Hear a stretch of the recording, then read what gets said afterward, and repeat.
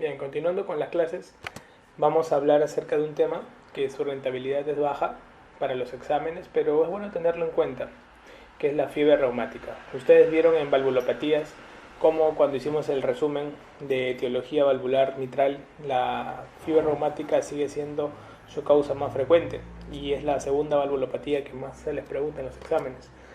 Es importante saber que en la etiología de la fiebre reumática, todavía nuestro amigo el Streptococcus pyogenes, un estreptococo de grupo A, sigue estando a la cabeza dentro de sus causas. Recuerden ustedes que en su prevalencia, solamente en condiciones endémicas, vamos a ver nosotros de que el 0.3% de los pacientes pueden tener un cuadro de fiebre reumática y en condiciones epidémicas hasta un 3%. Por ahí vienen algunas preguntas donde te hablan de que un paciente que tiene una faringitis tiene un 80% de probabilidades de hacer una fiebre reumática y eso es, pues no, ustedes están observando que no se da. Es porcentaje mínimo, menos del 5%, las probabilidades de que tras una faringitis bacteriana puedas desarrollar una fiebre reumática. Los criterios de faringitis bacteriana en general, en pediatría, por ejemplo, aplican los famosos criterios de Centor.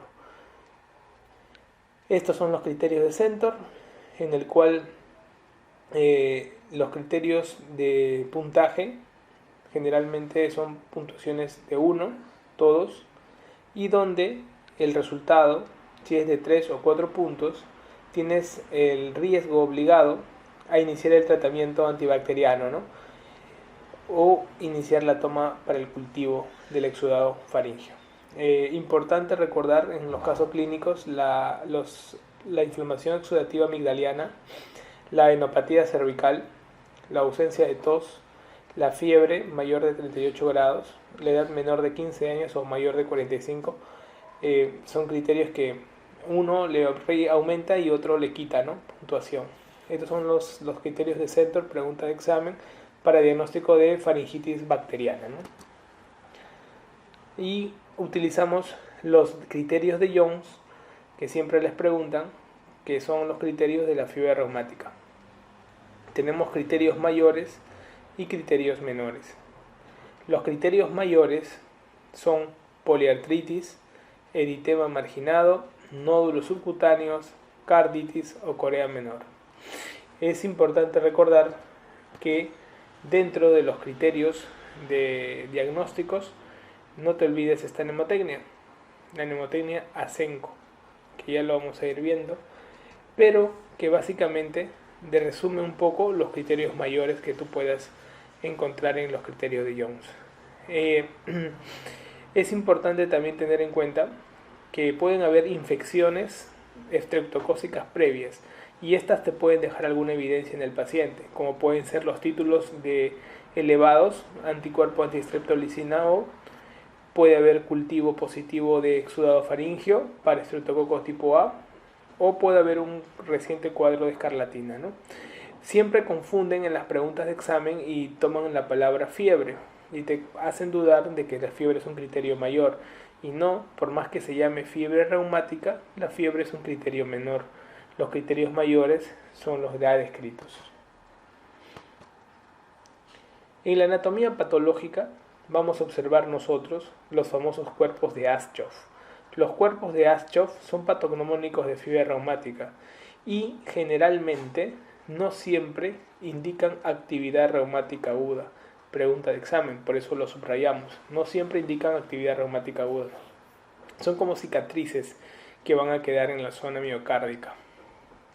El diagnóstico del cuadro clínico, van a observar ustedes que la A es más grande que todas las letras, es generalmente la artritis.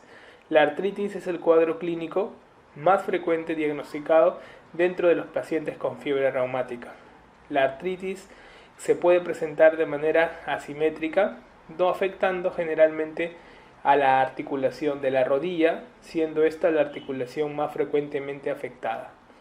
Cuando hace carditis, es el segundo lugar de afectación orgánica, vamos a ver nosotros que puede presentar un cuadro patognomónico de daño a nivel endocárdico, puede presentar los nódulos o los cuerpos de Aschoff a nivel miocárdico y puede estimular un estado de inflamación epicárdica también presente.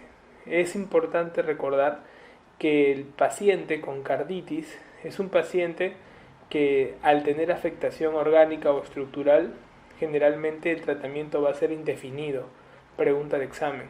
Y la carditis es el órgano que termina dando pronóstico en los pacientes con fiebre reumática.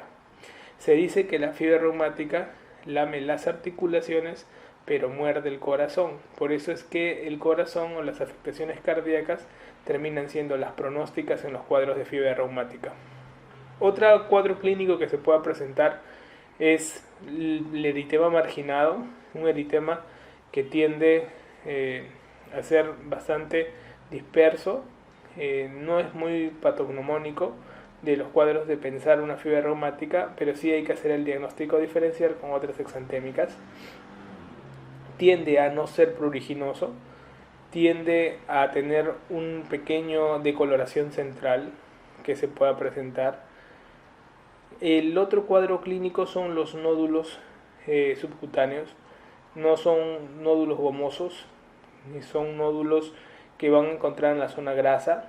Se tiende a presentar un poco más a nivel de las zonas de extensiones de las articulaciones.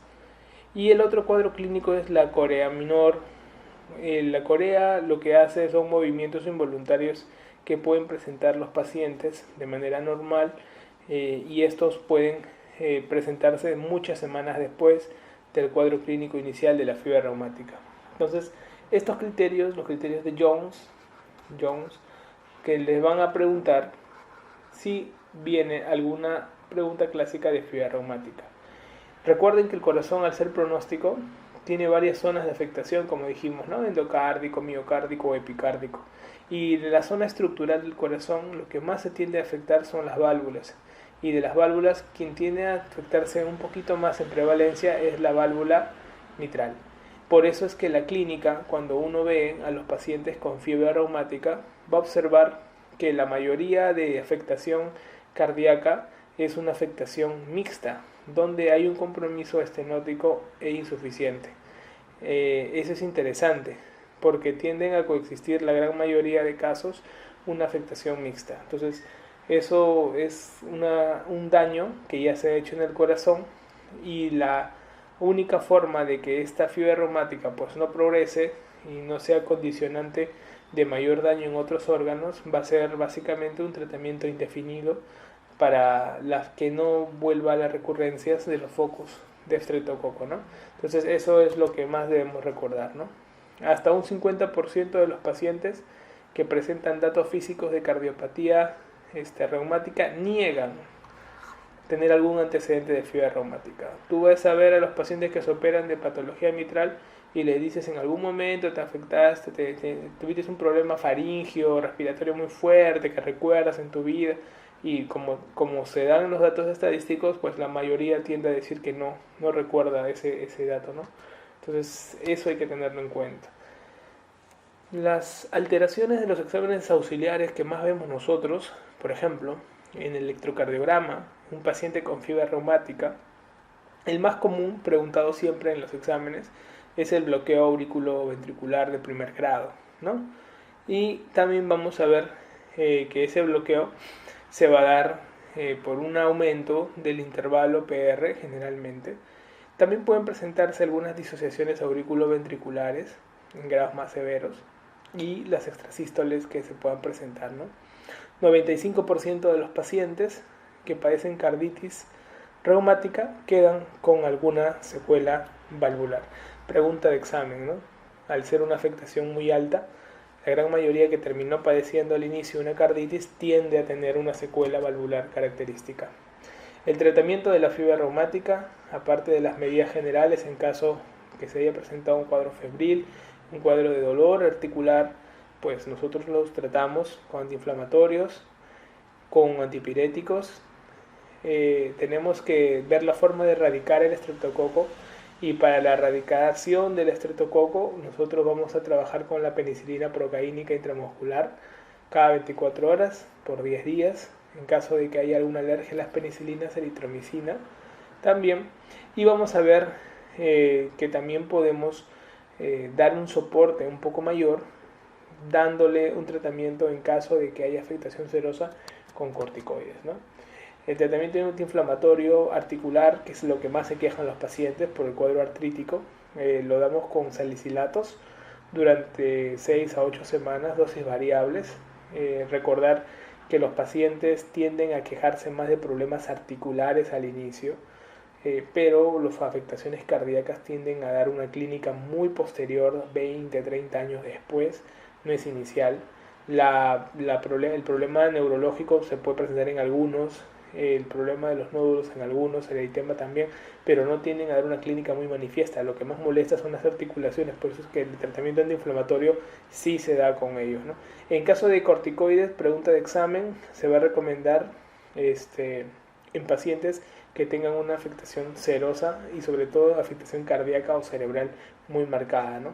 De tal manera que disminuye el componente inflamatorio, que es lo que tenemos que recordar para el examen, ¿no? Entonces acá tenemos pacientes con un problema de pancarditis reumática grave, paciente con una afectación del estado general debido al cuadro grave que tiene y pacientes que tienden a no remitir un cuadro pasado las 8 semanas, tienden a hablarse de una actividad muy prolongada y generalmente se le trata de dar algún soporte antiinflamatorio que pueda dar soporte al tratamiento de la fiebre reumática, ¿no? Cuando hay una afectación infecciosa faringia, ustedes saben, esta va a terminar afectando generalmente al corazón, ¿no? En cambio, cuando hay una afectación en piel dérmica, también por el estreptococo, la afectación que nosotros más vamos a ver puede ser de tipo reumática en algunos casos o de tipo renal, ¿no? Entonces las afectaciones renales se tienden a ver más en afectaciones de tipo dérmicas, en cambio las afectaciones cardíacas pueden darse en casos de afectaciones faringias y en algunos casos en afectaciones dérmicas, pero sobre todo en afectaciones de tipo faringio. Por eso es importante recordar que la afectación reumática faringia tiende a tener una afectación exclusividad cardíaca. En cambio, la afectación que se da a nivel renal, como la famosa glomerulonefritis post-estreptocócica, tiende a tener una afectación dérmica en predominio, ¿no? Entonces, eso es lo que hay que recordar de cara al examen, ¿no? El famoso impétigo se asocia más a afectaciones de glomerulonefritis post-estreptocócica y el famosa faringitis se asocia más a fiebre reumática a la larga, y si hay problema de carditis podemos tener incluso el tratamiento de por vida, ¿ok? Con una afectación cardíaca que no llegue a hacer daño valvular necesario tributario de tratamiento quirúrgico, tiene que el paciente tomar una profilaxis de por vida, ¿no? Alguna vez fue preguntado eso. ¿En qué casos tú darías tratamiento de por vida en una fiebre reumática? En casos donde hay una afectación cardíaca importante, donde haya un daño estructural, que lo vamos a objetivizar escuchando un soplo cardíaco, y de estos pacientes tienes que recibir un tratamiento antibiótico de por vida, de tal manera de que en algún momento ese daño estructural esté afectando esa válvula, y esa válvula, cuando considere el tratamiento oportuno, en este caso quirúrgico, se vaya a dar en el futuro, ¿no? Pero hay que recordar esos puntos de cara al examen. Bien, ya nos estaremos viendo en las siguientes clases.